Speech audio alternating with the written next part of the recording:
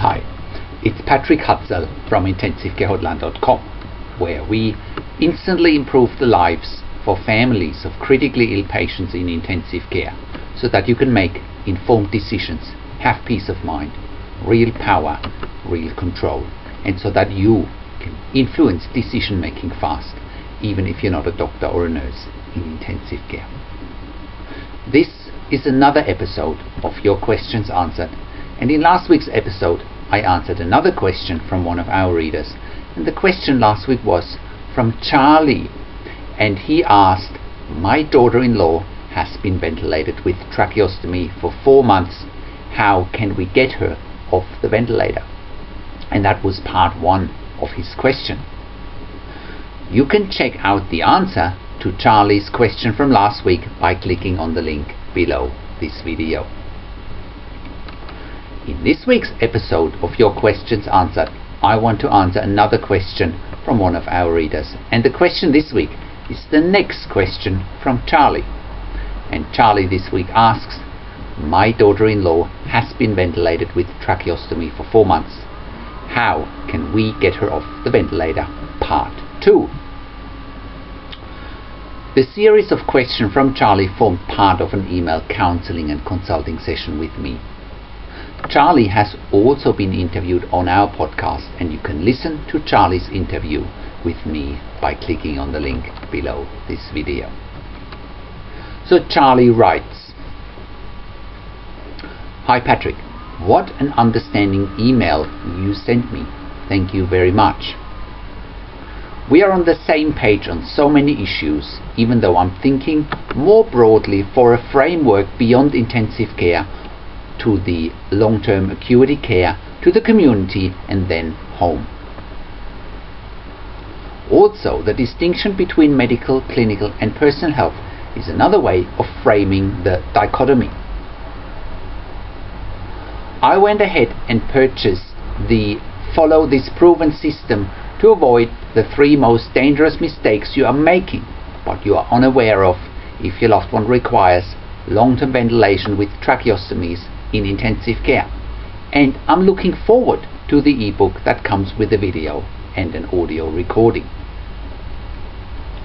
My challenge right now is to keep my daughter-in-law from progressively rapid weaning with the plan to get her off the ventilator and see if she stabilizes.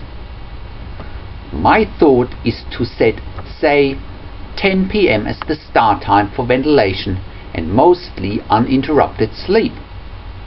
Then let her wake up on her own without prematurely withdrawing support.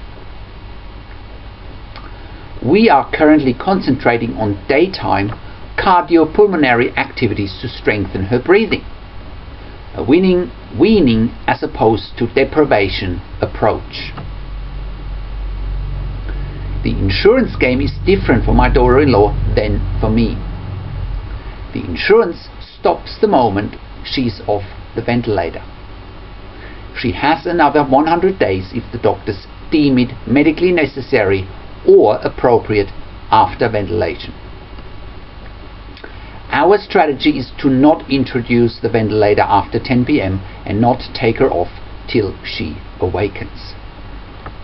I have identified 8 lifestyle competencies which have a personal responsibility but also a medical counterpart and perspective, so that our patient and family 90-day protocol ends up with success in beginning for my daughter-in-law to walk and progress on every dimension.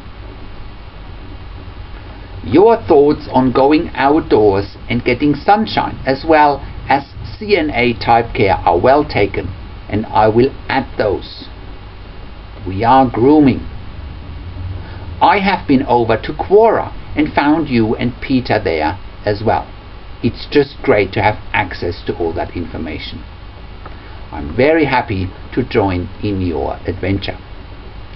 Thanks from Charlie. So here's my response. Hi Charlie, thank you for your email.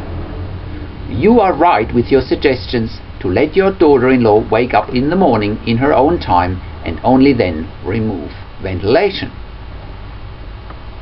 uninterrupted sleep is very important too. However, it can be a big challenge in a noisy and busy intensive care unit or long-term acute care facility.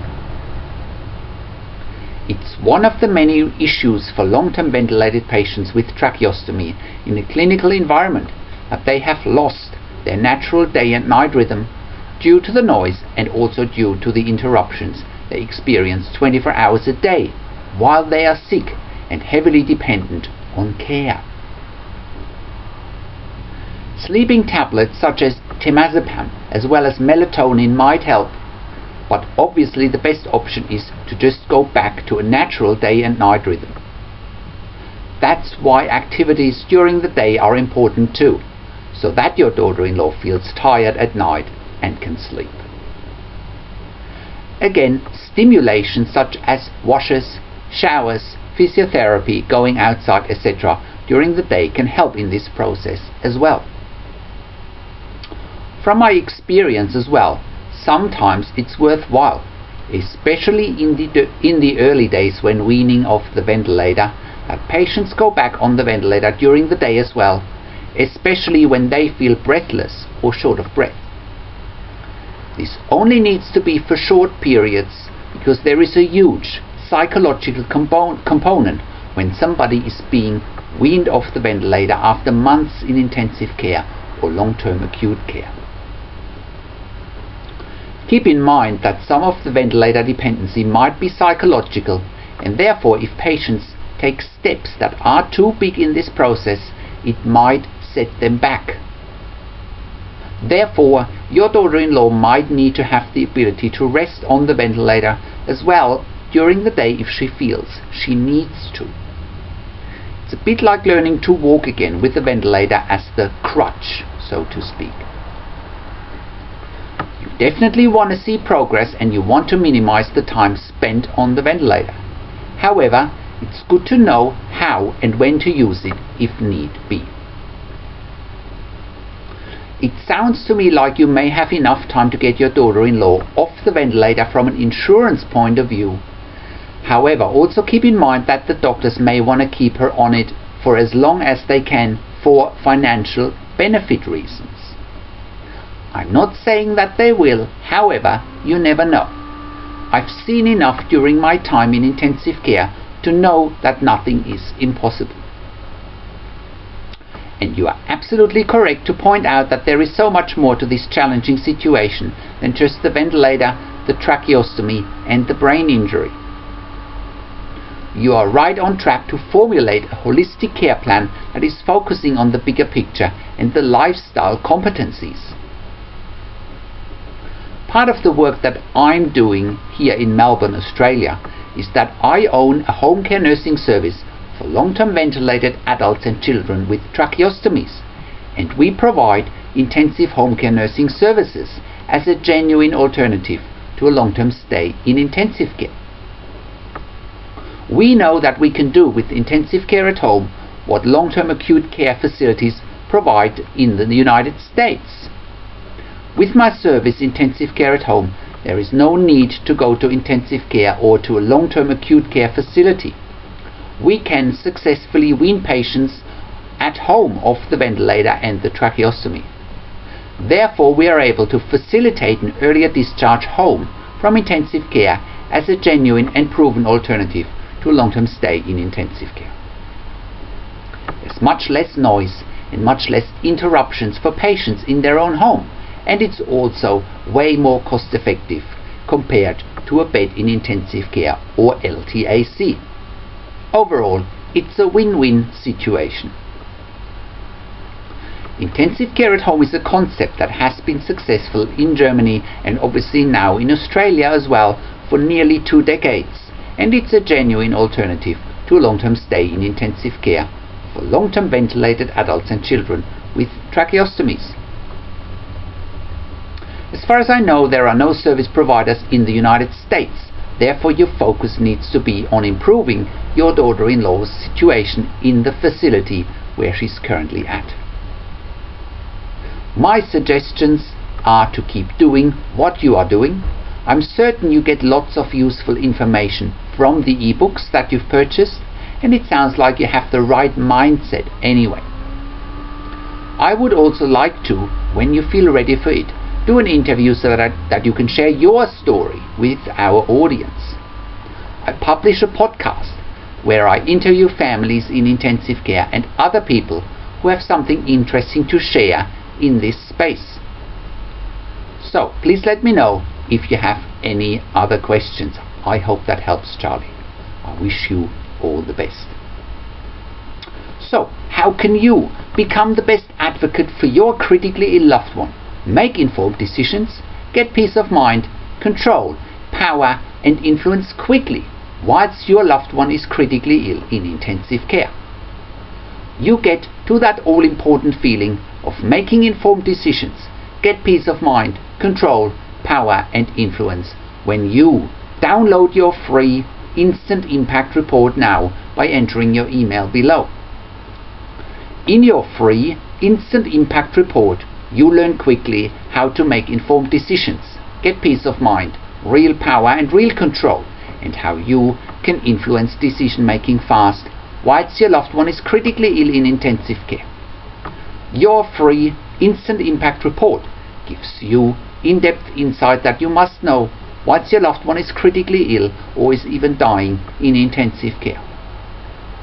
Sign up and download your free Instant Impact Report now by entering your email below. In your free Instant Impact Report, you learn how to speak the secret intensive care language so that the doctors and the nurses know straight away that you are an insider and that you know and understand what's really happening in intensive care. In your free report, you will also discover how to ask the doctors and the nurses the right questions, discover the many competing interests in intensive care and how your critically ill loved one's treatment may depend on those competing interests, how to eliminate fear, frustration, stress, struggle and vulnerability even if your loved one is dying. You get 5 mind-blowing tips and strategies helping you get on the right path to peace of mind, control, power and influence in your situation. You'll get real-world examples that you can easily adapt to your critically ill loved one's situation. How to stop being intimidated by the intensive care team and how you will be seen as equals. You'll get crucial behind-the-scenes insight so that you know and understand what's really happening in intensive care, and how you need to manage doctors and nurses in intensive care, and it's not what you think. Thank you for tuning into this week's Your Questions Answered episode, and I'll see you again in another update next week. Make sure you also check out our blog section for more tips and strategies, or send me an email to support@intensivecarehotline.com with your questions.